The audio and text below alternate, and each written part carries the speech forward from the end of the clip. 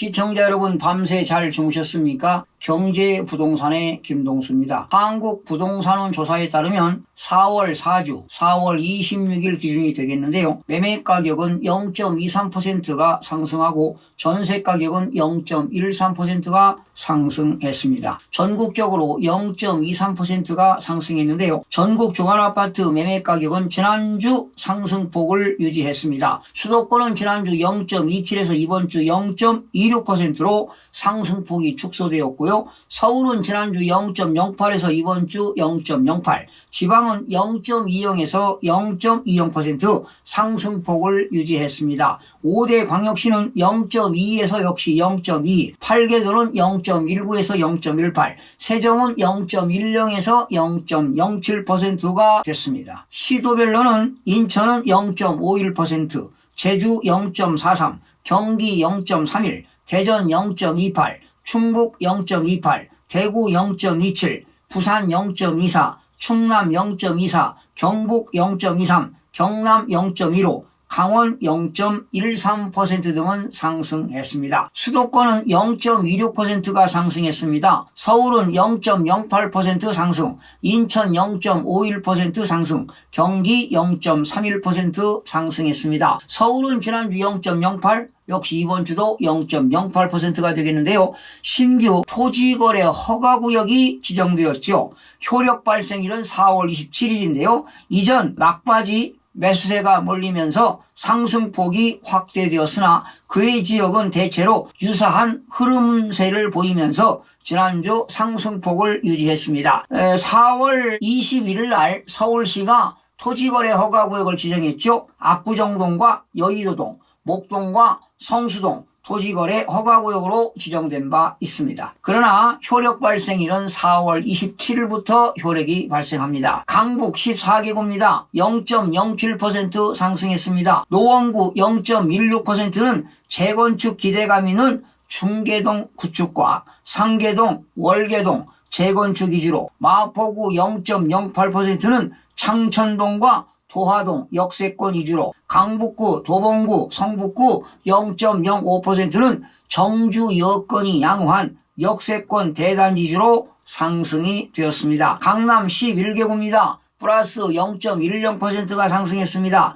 강남 4구입니다. 송파구 0.15%는 방이동과 잠실동 재건축 위주로, 강남구 0.13%는 압구정동과 개포동 재건축 위주로, 서초구 0.13%는 정주 여건이 양호한 서초동과 잠원동 등 역세권 단지 위주로, 강동구 0.06%는 명일동 대단지 위주로 상승했습니다. 강남 4구 이외의 지역입니다. 영등포구 0.10%는 여의도동 재건축 위주로, 양천구 0.10%는 목동 위주로 상승하는 등 신규 토지거래 허가구역은 효력 발생일 전 막바지 매수세가 몰리면서 상승폭이 확대가 되었습니다. 인천 지난주 0.51%, 이번 주도 0.51% 상승했습니다. 특히 연수구 0.74%는 교통호재 및 중저가 수요 있는 청학동과 연수동, 동춘동 위주로, 서구 0.61%는 정주 환경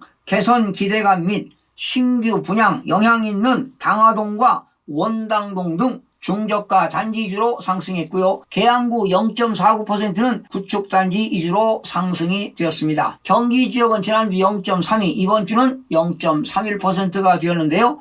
시흥시 많이 올랐습니다. 1.02% 상승했습니다. 특히 시흥시는 교통호재가 있거나 저평가 인식 있는 지역 위주로, 안양 동안구 0.74%는 정주 여건이 양호한 관양동, 호계동, 평천동 위주로, 의왕시 0.74%는 교통망 확충 및 정비사업 진척 기대감이 있는 포일동과 오전동 위주로, 군포시 0.52%는 산본동과 금정동 위주로 상승했으나 용인, 수지구 0.00%는 보유세 부담 등으로 단지별로 매물이 누적되면서 상승에서 보합으로 전환이 되었습니다.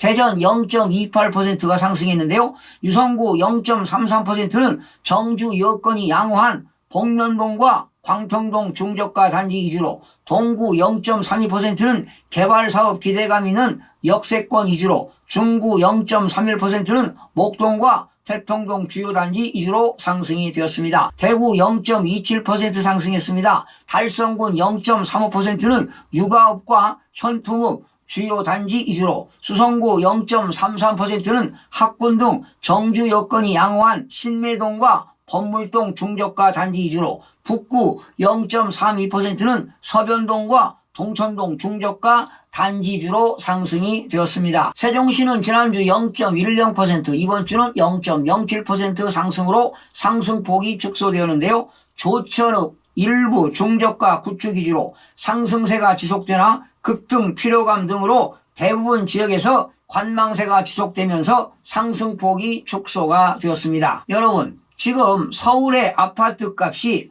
규제라든가 세제, 선거 등 다양한 변수로 출렁이는 가운데 일부 초고가 단지에서 가격 조정 움직임이 나타나고 있습니다. 최근 거래 절벽 상황 속에서 급매가 나오면서 수천만 원씩 내린 가격에 거래가 이루어지고 있고요. 주택담보대출이 안 되는 15억 원 초과 아파트가 대출이 가능하도록 15억 원 아래로 조정되는 등 움직임이 관찰되고 있습니다. 일부 단지의 이 같은 움직임이 향후 서울 전체 아파트값 조정의 신호탄이 될지 주목이 됩니다. 정부는 2019년 12.16 대책에서 투기지역과 투기과열지구에 있는 15억 원 초과 아파트에 대한 주택담보대출을 전면 금지한 바 있습니다. 이 때문에 서울에서 15억 원 초과 아파트를 사려는 경우 단 한 푼도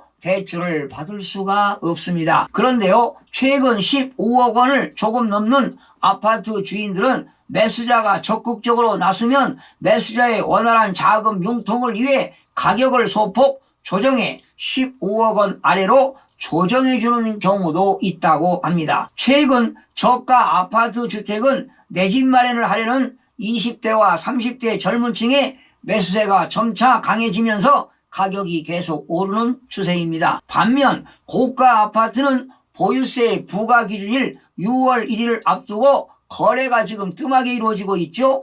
특히 다주택자들이 절세를 위해 내놓은 급매물만 일부 거래가 되는 분위기입니다. 돌아오는 7월부터 전 규제지역에 6억 원 초과 주택을 살 때 차주 단위 즉 DSR 총부채 원리금 상환비율 규제가 적용됩니다. 연소득에서 연간 금융부채 원리금 상환의 비중 40%를 넘겨서 은행 대출을 받을 수가 없다는 의미가 되겠습니다. 팬데믹 사태로 어려움을 겪고 있는 청년 자영업자들, 소득이 안 잡히는 사람들은 정부의 가계부채 관리 방안 대출 규제 강화로 중저가 주택을 사는 것조차 한층 어려워질 것으로 보입니다. 시청해주신 여러분 고맙습니다. 최선을 다하겠습니다. 마음이 드셨다면 구독, 좋아요 꼭 부탁드리겠습니다. 고맙습니다.